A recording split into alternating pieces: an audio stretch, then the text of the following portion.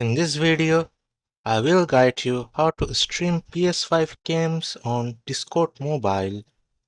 If you don't have Discord, download and install the Discord mobile app, open the app and log into your account. Tap on the gear icon at the bottom left to open the settings.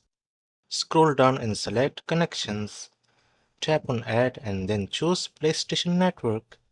A screen will pop up explaining the features. Tap on Get Started, then Continue. A browser window will open.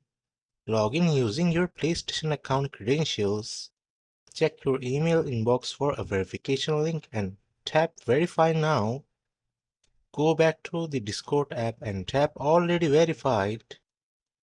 Tap Next or do this later when redirected to the PlayStation linking page. On the Discord app, tap Continue and sign in again. A new page will appear.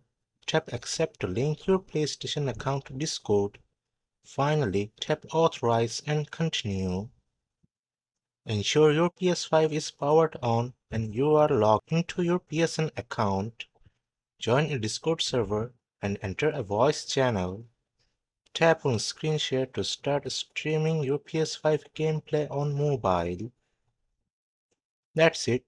Now you can stream PS5 games on Discord mobile.